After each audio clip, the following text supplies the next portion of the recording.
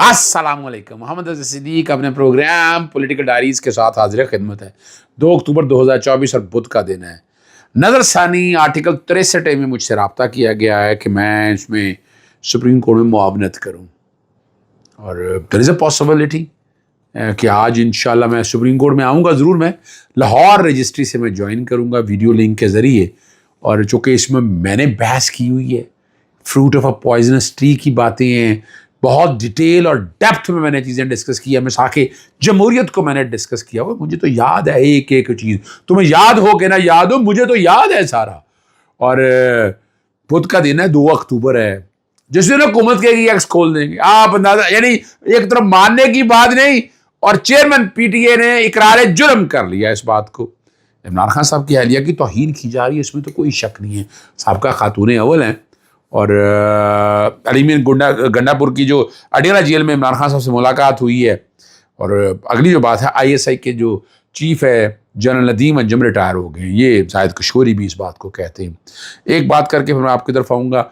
जिस दिन हुकूमत कहेगी एक्स खोल देंगे, ये इस्लामाबाद में गुफ्तगू करते हुए हुकूमत या वजारत दाखिला अगर एक्स बंद करने की हदायत दे तो हम उससे सवाल नहीं उठा सकते। बिल्कुल गलत है जनाब चेयरमैन पाकिस्तान टेलीकम्युनिकेशन अथॉरिटी साहब, बिल्कुल गलत कह रहे हैं।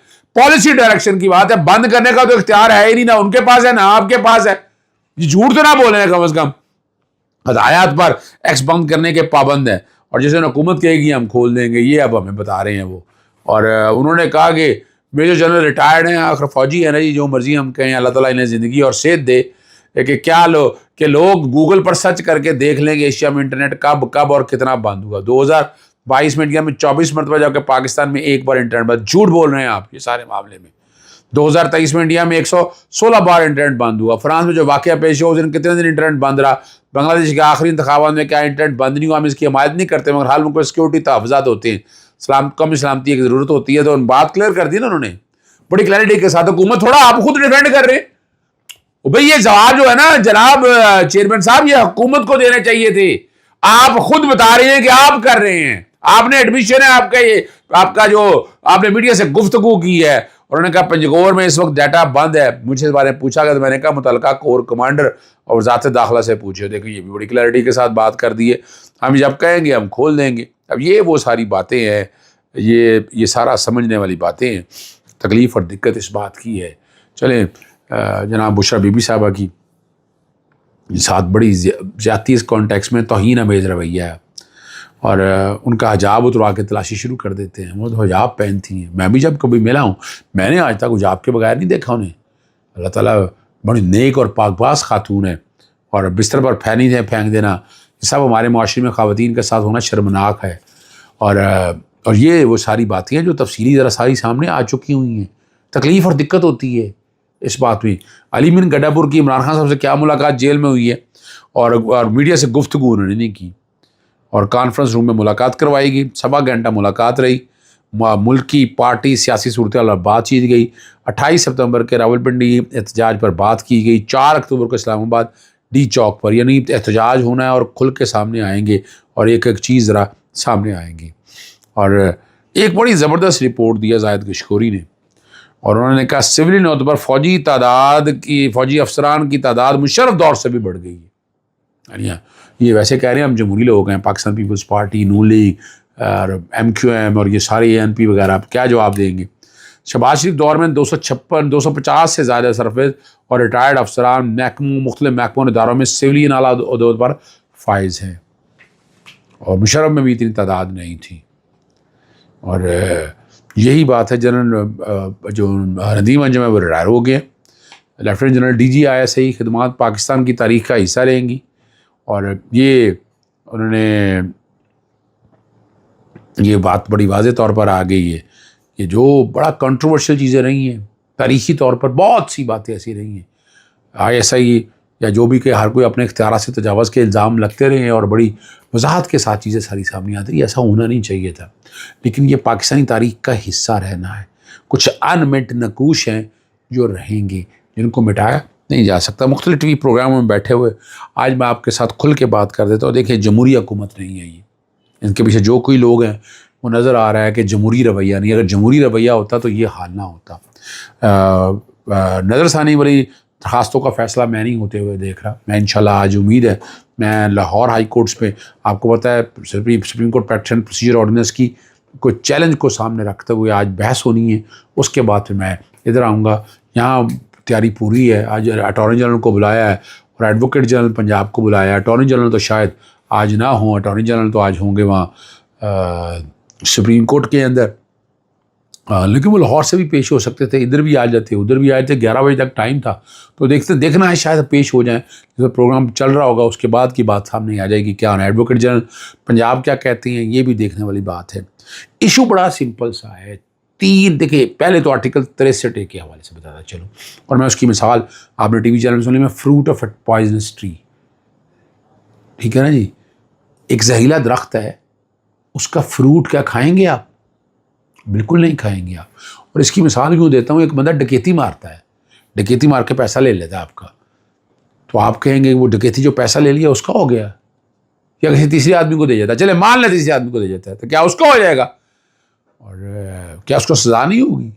جرم میں سزا اس کو ہوگی, لیکن چونکہ ڈکیتی ماری ہے, زہر آلود درخت کا پھل کھا رہا ہے, تو وہ نہیں پھل کھا سکتا. یہ بیسک کانسیپٹ ہے, پوری دنیا کے اندر مانے جانے والا ہے. یہ میں نے اس وقت بات کی تھی عدالت کے سامنے, سپریم کورٹ کے سامنے, 5 ممبر بینچ کے سامنے رپورٹڈ ججمنٹ ہے جس میں چیف جسٹس عمر عطا بندیال اس وقت ہیڈ کر رہے تھے, اور جسٹس منیب اختر کی گولڈن ورڈز میں سنہری حروف میں لکھنے والی ججمنٹ ہے. یہ اب آپ لوگوں کو اب سمجھ آ رہی ہے, وہ جو اس وقت مخالفت کرتے تھے آج سارے کیا کہتے ہیں. امانت میں خیانت ہے نا, میں نے یہی کہا تھا کہ کرمنل بریچ آف ٹرسٹ ہے. آپ امانت میں خیانت کریں, آپ کا ووٹ نہیں ہے. آپ 1000 جگہ, لیکن 3 جگہوں پہ اوپر یہ کہہ دیا کہ طریقے اعتماد عدم اعتماد دونوں معاملوں میں اور منی بل کے حوالے سے آپ پارٹی ڈائریکشن کے خلاف ووٹ نہیں دے سکتے, ورنہ یہ ڈیفیکشن کہلائے گی. اب باقی سارے کام کریں, آپ قانون پاس کرتے ہوئے جو مرضی, کس نے روکا ہے؟ لیکن یہ 3 ججوں پہ روکنے کی وجہ میں نے وہاں عدالت کے سامنے رکھی تھی, اور میں نے مین ریزن بتائی تھی. تحریک عدم اعتماد کے وقت لانا ہے تو اگر آپ نے پیسہ پکڑ لیا ہے, آپ باہر ملک میں ڈسیبلٹی لانا چاہتے ہیں, آرٹیکل 17 روکتا ہے کہ فورن فنڈنگ نہیں, پیسہ باہر سے پکڑا ہے, باہر سے آیا ہے, اور آپ آپریشن رجیم چینج کے حوالے سے الزام لگتا رہا, آپ گورنمنٹ کو چلتا کریں گے. کیا اجازت دی جا سکتی ہے ایسی؟ نہیں, بالکل نہیں دی جا سکتی. وزیر اعظم کو ہٹا کے آپ کے ملک دشمن حکومت یا قبضہ کر لے, وہ نہیں ہو سکتا.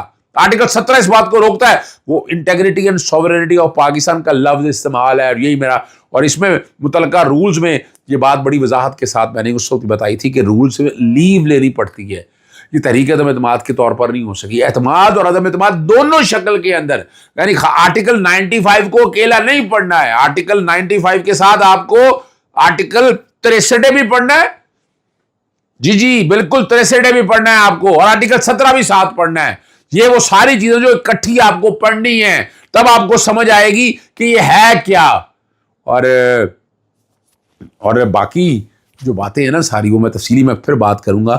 یہاں جو باتیں ہیں جو کہ کنٹروورسیز آ چکی ہیں, بہت تیزی اب اوپن بات ہو رہی ہے. جسٹس قاضی فائز عیسیٰ اس کے بینیفیشری ہیں.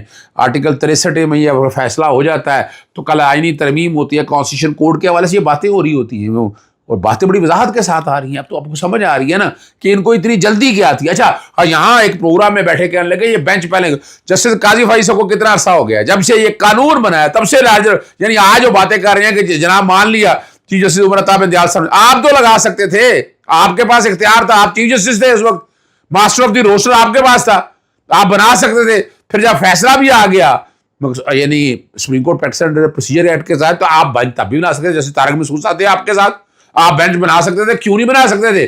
بالکل. اور یہ جو بیٹھ کے کہہ رہے ہیں نا کہ جناب بہت تیزی, بالکل تیزی کا کوئی چکر نہیں ہے. آپ نے خود اس وقت بینچ, اور جاتے ہوئے آپ بینچ کیوں بنا رہے ہیں؟ آپ کو کس بات کی جلدی ہے؟ تو یہ, اور اس پہ جو کہ, اور یاد رکھیے گا ان کا اپنا ہوبارہ بسٹرڈ کا کیس ہے, بیک گراؤنڈ پہ وہ چل رہا ہے, جس میں انہوں نے کہا کہ اسی نے سننا ہے ریویو, اسی جج نے. بھائی جیسے منیب اختر نے تو انکار نہیں کیا, انہوں نے اعتراضات اٹھائے ہیں, اور اس بینچ کا حصہ ہونے چاہیے آپ کو. نہیں تو فل کوڈ بنا لیتے.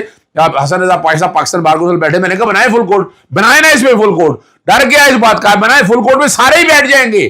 لیکن اب سوال یہاں آئے گا کہ supreme court practice and procedure act کو کیا آرڈیننس کے ذریعے امینڈ کیا جا سکتا ہے؟ یہ بہت ہی اہم سوال ہے, بہت ہی اہم سوال ہے. میں نہیں سمجھتا یہ کام جتنا بھی کر رہے ہیں یہ پارلیمنٹ کرے گی, آرڈیننس کے ذریعے آپ یہ ترمیم نہیں کر سکتے. اس کی وجہ کیا ہے؟ جب وہ اینٹری ہے ساری میں پڑھوں گا تو ایک ایک چیز میں آپ کے سامنے رکھوں گا، اور میری کوشش ہوگی یہ سامنے میں آرٹیکل 63 میں ناکامی دیکھ رہا ہوں، حکومت کی ناکامی دیکھ رہا ہوں، اور آئینی ترمیم بھی مجھے ہوتی نظر نہیں آ رہی۔ اجازت چاہتا ہوں، السلام علیکم، اللہ حافظ، پاکستان زندہ باد۔